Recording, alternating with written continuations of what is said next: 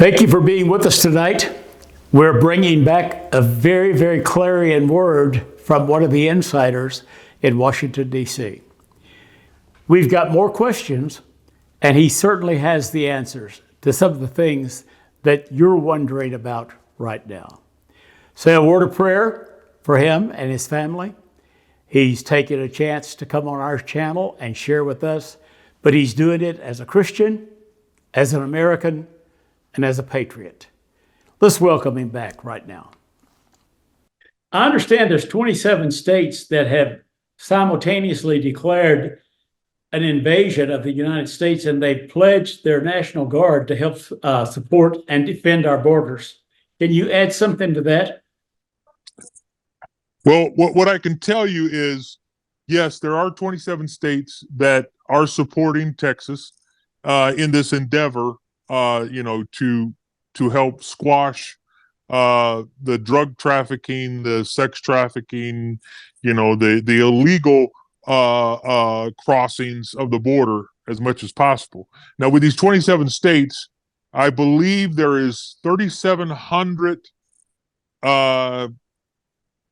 troops, when I say National Guard troops, from these 27 states that are currently in Texas. Correct. So with that being said, Texas is not going to leave the Union tomorrow. Texas isn't going to leave. There isn't going to be a group of states that decide to leave to leave the United States. But a little fun fact about Texas: if Texas was to secede from the United States, it would have the fourth largest GDP of any nation. Right. That's the first thing. Okay. Secondly, it would have the second largest military in the world. All right. Just think about that. And then thirdly, it would be the second largest or the third largest land mass, I believe, in the Americas. Now, when you say the second largest military, are you including the U.S. and China in that? That would be including the U.S., and it would be larger than the U.S. military. Whoa! All right. So yeah, and Texas has a lot of military apparatus within its GDP. Right. So they've got they've got their own ports. They've got their own grid. Correct. And our own source of energy. Yeah, you've got liquid energy in the ground, and you've got 4 different bases here. Actually 6 different bases here in Texas. Right. So however that would all fly, I just want you to know, it could end up being bad for whoever decided to, try to stop Texas from pulling out. With where you are and what you see and the information you're getting, would you speak to me about the civil disorder or division in America right now from your standpoint? Well, from the way I see it and the way I look at it, I look at things maybe a little different than the average human. I look at the potential threats, the probable threats, and then I also look at the reality of threat. And so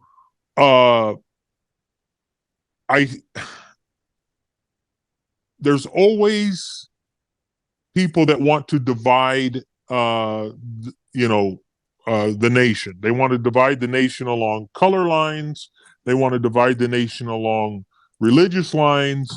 They want to divide the nation along sexual orientation. They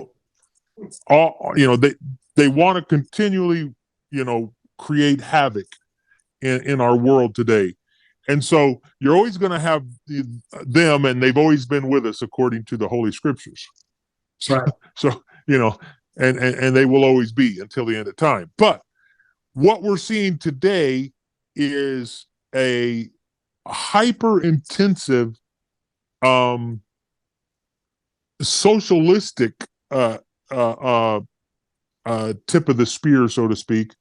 You're seeing socialism coming back around.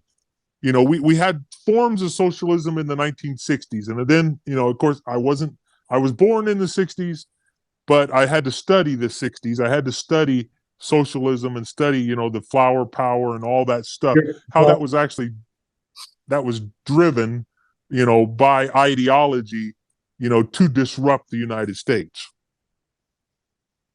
We're seeing that same type of thing now coming from, you know, coming from different views. Now, I'm going to say you've got your Dalvis crowd. You know, you've got your enlightened people, like George Soros, Right. that believe, you know, they believe that, you know, their ideas are the better ideas. You know, less people would be better, and and only a chosen few should be allowed to live. Right. I don't know how else to say it, but There's that's really what you. they believe in, euthanasia of anyone that's not part of their social order or of their progressive thinking, Right. And so in their mind, they want the rest of the United States to kill each other off. And so they cause this disruption, such as Antifa. Right. And then they feed these groups, such as BLM. And when I say they feed them, you know, could there be you know, I understand the process of someone, you know, thinking that if you grew up in Chicago and you grew up in the projects and every night you seen the young men from your neighborhood running from the police, you could grow up thinking the police were bad without realizing it was the actions of those men that were running from the police that were the bad ones. Right. And so, you know, there are people that, honest to goodness, for whatever reason, you know, they're products of their environment, and that's the way they honestly think.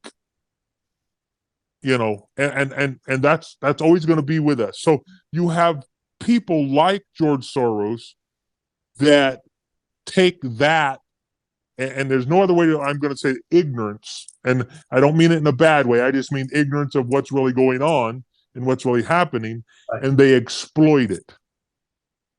You know, no different than if you was to take someone who had never been exposed to big city life, you know, and you know, they might have ignorance of other ways, and you exploit that, you know, in a different reality, and, you know, say that you know, let's just say people of a darker skin color aren't smart enough. You know, if they're told that enough when they're young, well, that's what they're going to believe. Right. And until they actually, you know, live life for what it is, and you know, you'd be amazed. And you know, I joined the military in the 1980s. There were people that lit. Now, I'm not joking. I'm going to tell you something. There was a man that I can remember as a young man. He did not know what Chinese food was. All right. And he said, "What am I eating? I love this." It was Chinese food. And I'm like, "Dude, where are you from?" You know? And believe it or not, he was from a small town in Texas. All right. And he had never ate Chinese food. Now, I say that because it sticks in my brain, and you know, I giggle when I hear about it. But that was just in the 1980s. Boy, that hadn't been that long ago. Yeah, that wasn't that long ago. So, you know, and this guy, you know, he wasn't dumb. He wasn't stupid. Yeah. It's just he had never left town, you know, Let me ask, literally. let me ask you this about using that as a springboard. With the cultural differences, the civil disorder, and the anger that we're seeing on all sides, do you think that there is a plot, a plan, or a theme for a disruption prior to November? That's a loaded question. I know. I get Uh, asked all the time. I want you to answer it for me. well, here's what I'll tell you. There's always someone waiting in the corners to create a problem. But I will say that there is an honest effort to disrupt the elections in the United States. Right. We see that Now, work in the yeah. right. Now, here's the other part of this I'm going to tell you.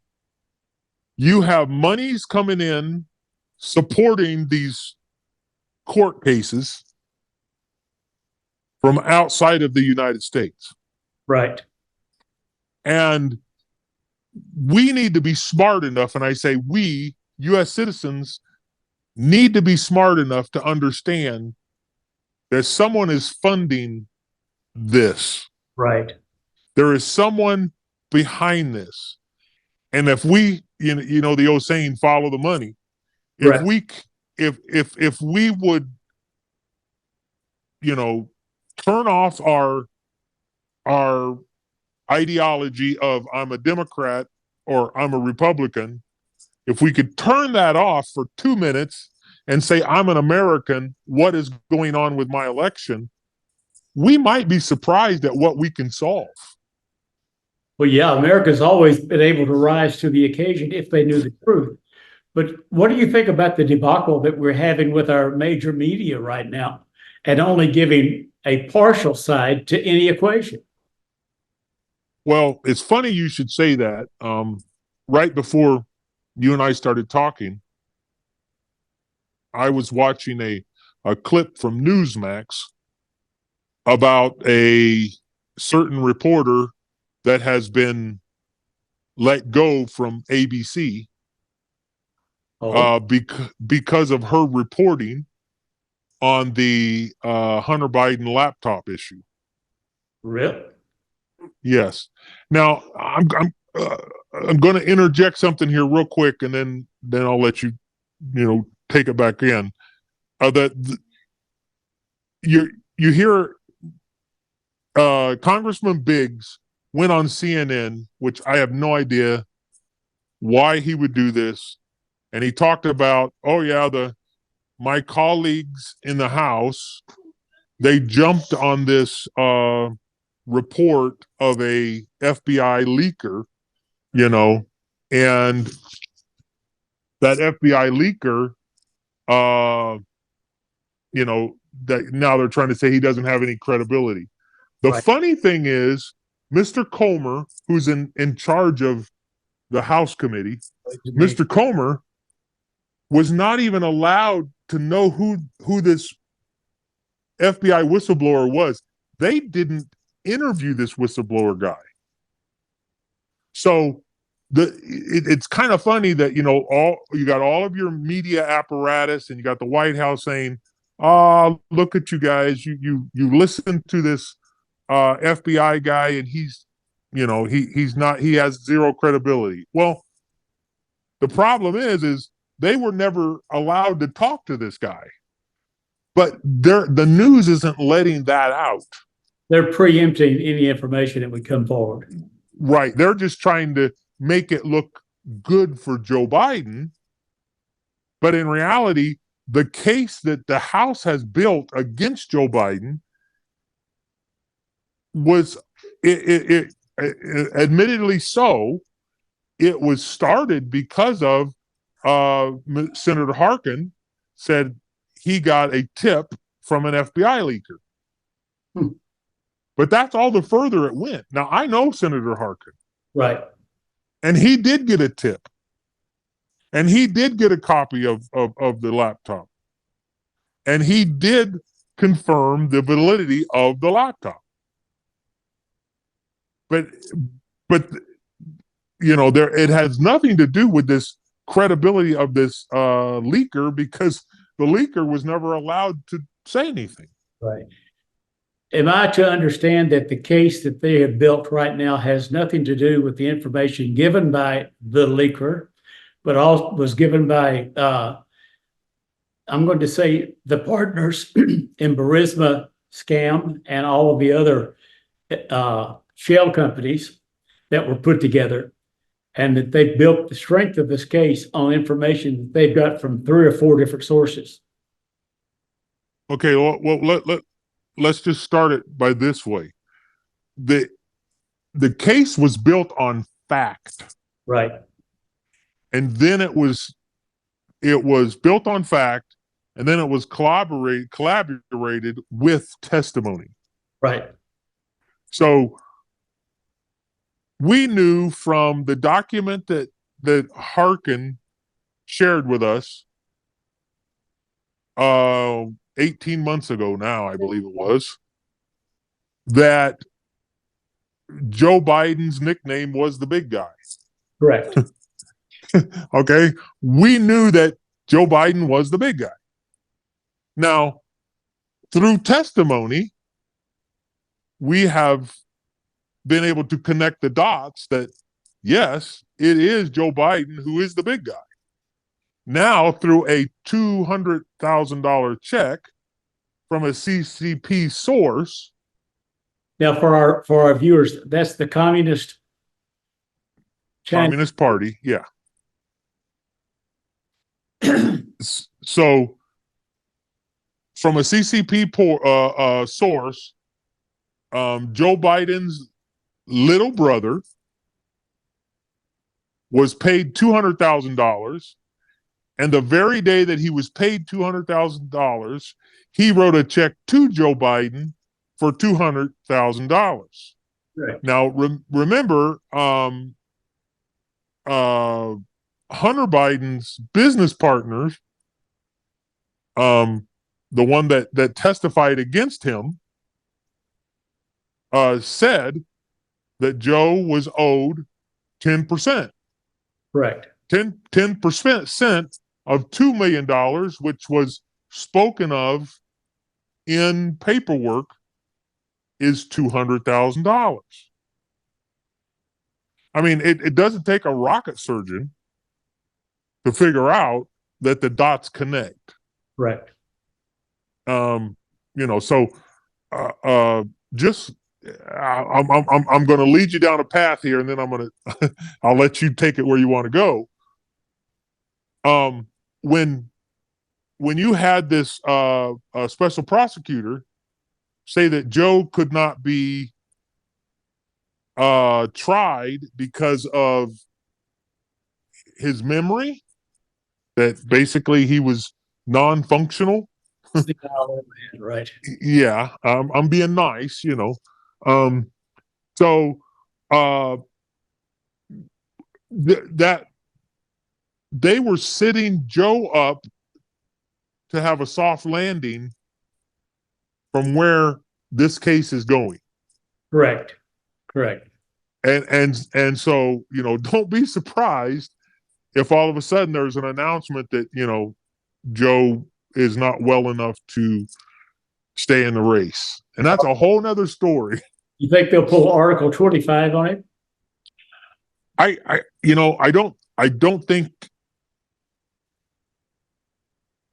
don't think they would let that happen, because then that would show ramification of who would be sitting in the Oval Office. It could be that, but what that would do is that would show, basically, it would show that there was animosity within the party. Right. They're gonna make it look like Joe realizes, they're already talking about how, and if you listen to the talking heads, this is important. They're already paving a way, because all of your talking head media has started talking about, remember the letter that Ronald Reagan gave to the United States a couple years after he left office. Right. and I'm sure you remember that letter. Yep. That letter of, I'm sorry, I'm starting to have, Alzheimer's, whatever.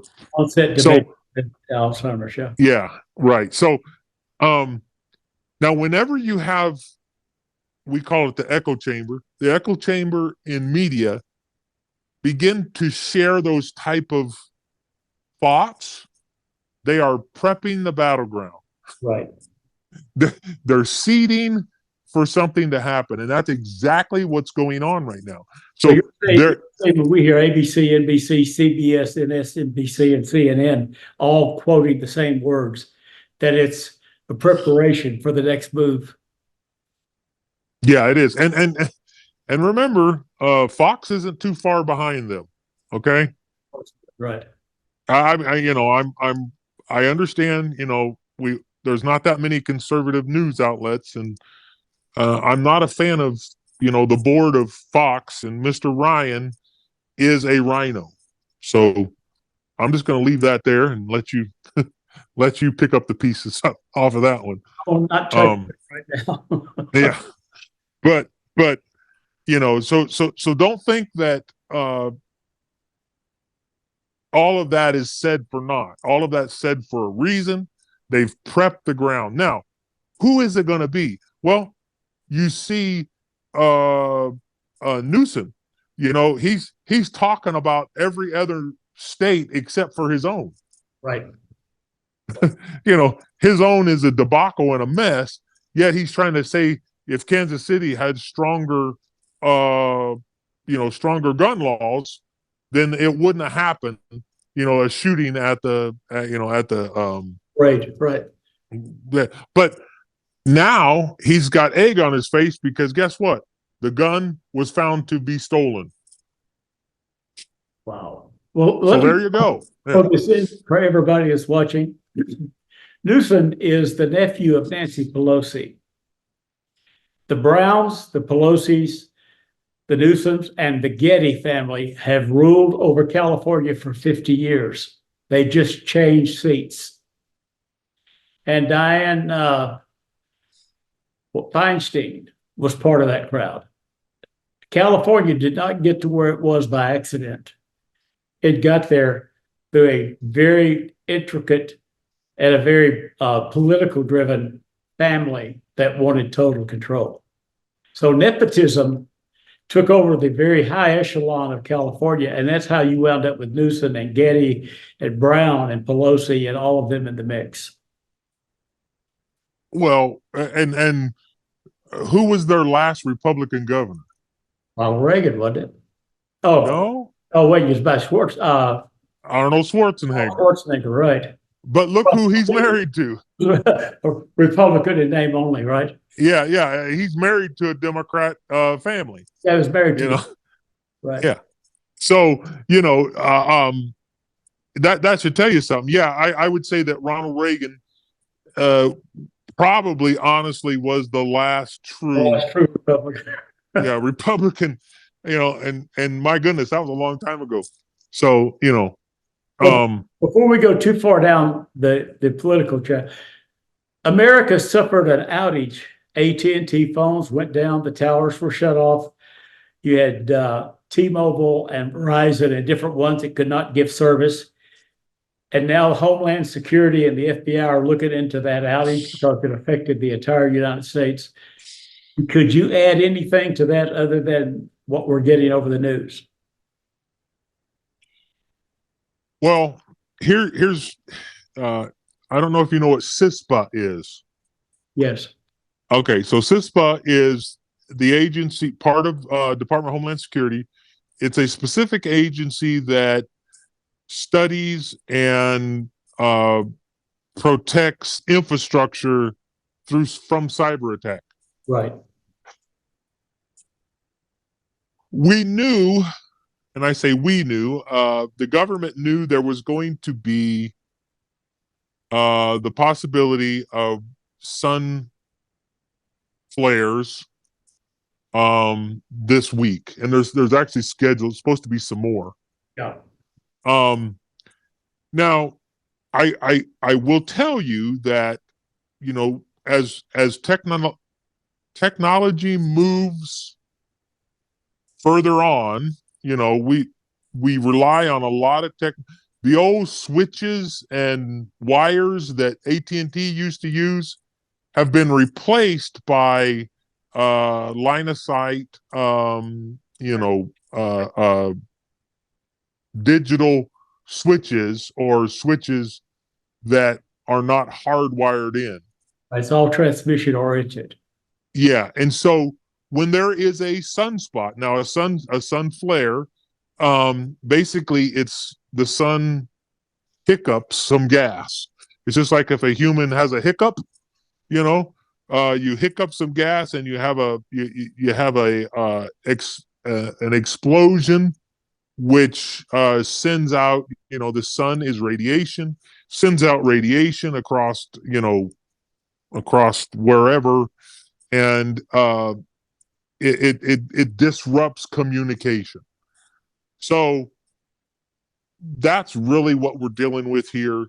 I caution people, there's people that are trying to say it was a preemptive strike, whatever. Now, there were some medical, it just so happened yesterday, there were several medical facilities that are linked together and tied together. Most of your medical facilities and hospitals, I think there's only like 8 or 9 true owners of all these hospitals. Right.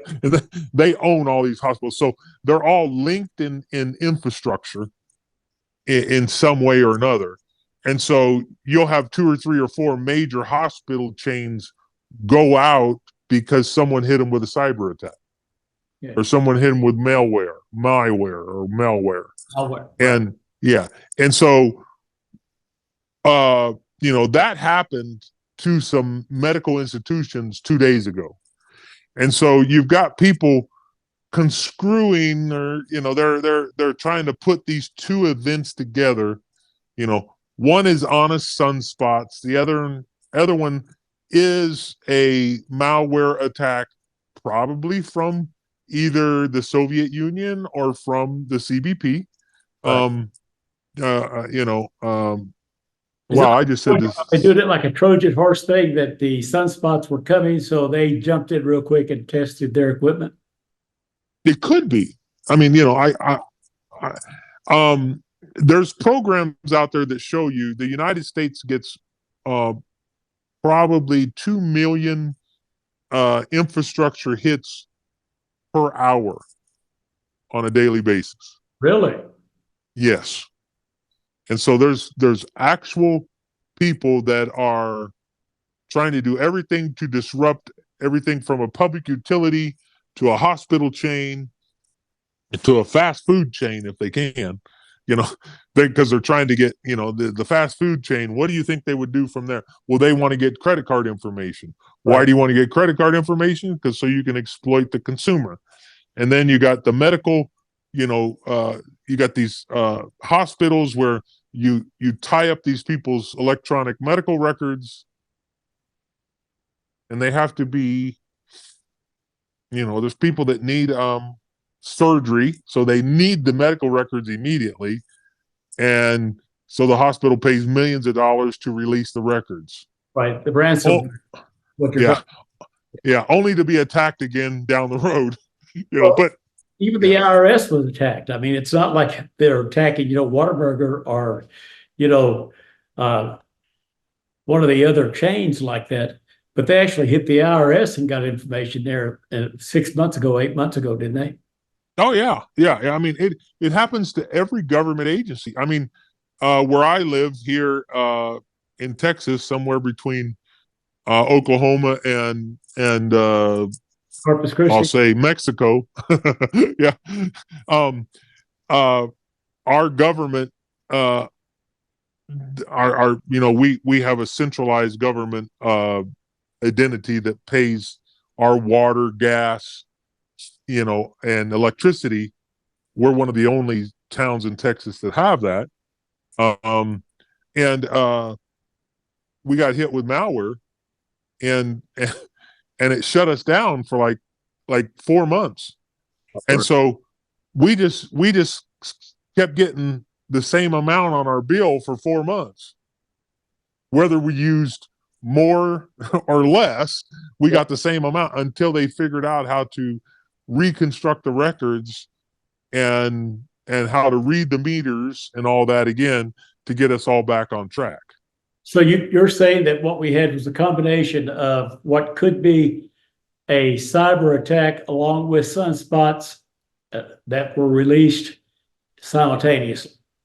Right. And that coupled with, there are certain individuals out there on the left and the right that,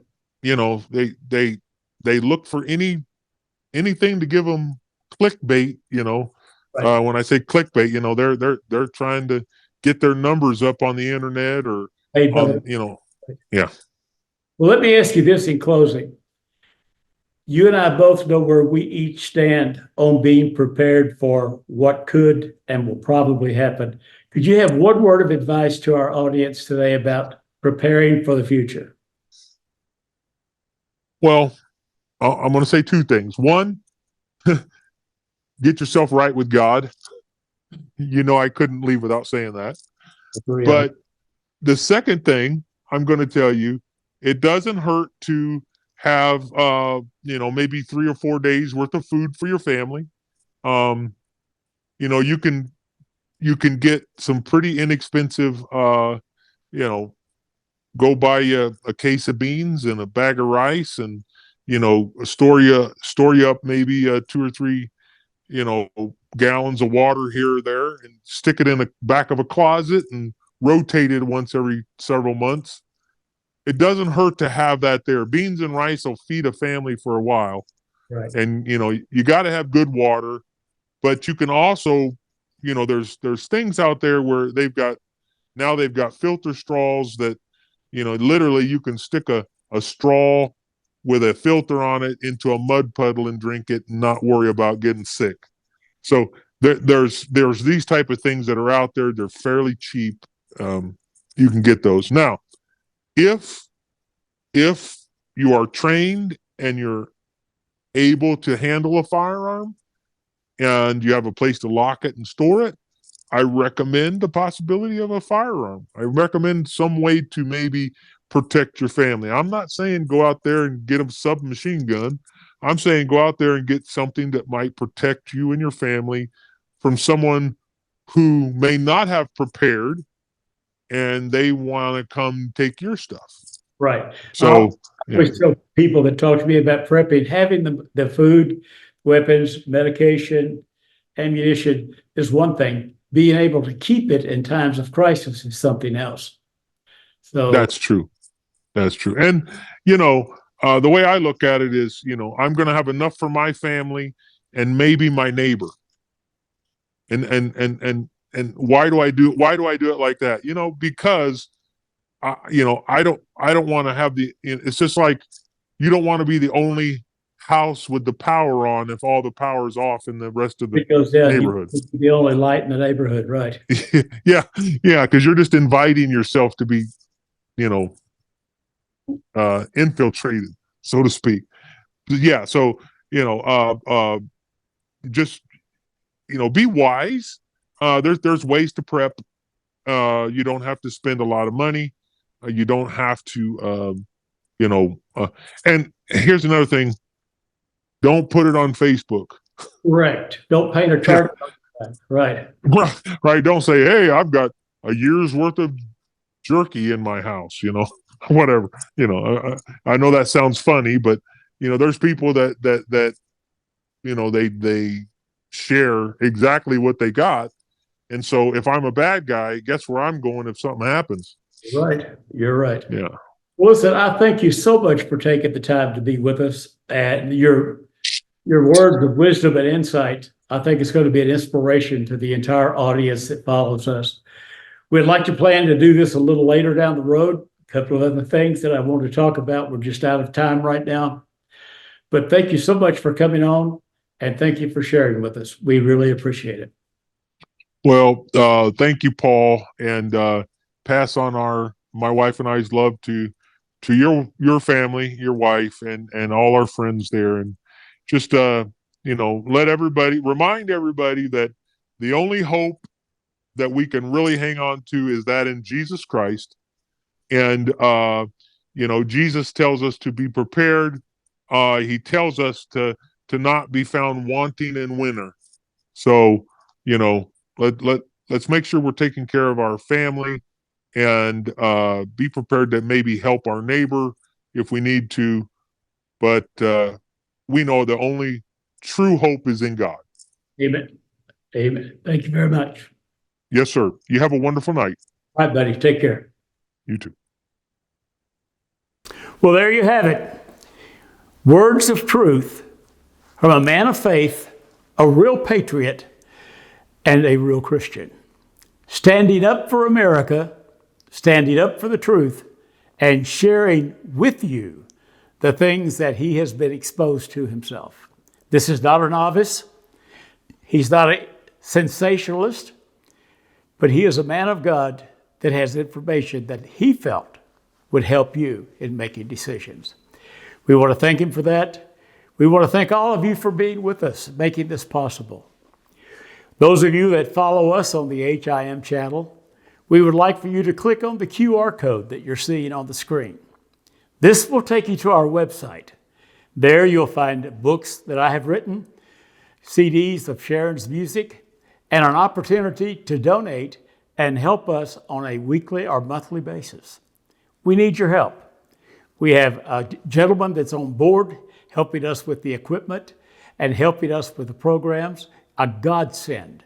But men need to be rewarded, the Bible said, for their works. We need your help to go forward and continue bringing you inside information, applying not only the news today as we know it, but to prophecy that God has given us over the years when he said, be not deceived, be not deceived, be not deceived. Matthew 24 tells us 4 times, the greatest enemy against the church in the last days will be deception. We're here to clarify some of the current events in our lives today and in America. God bless you. Again, click on the QR code, go to our website, help us out. We really need your help. May God bless you, your family, and may God bless America. Be blessed today.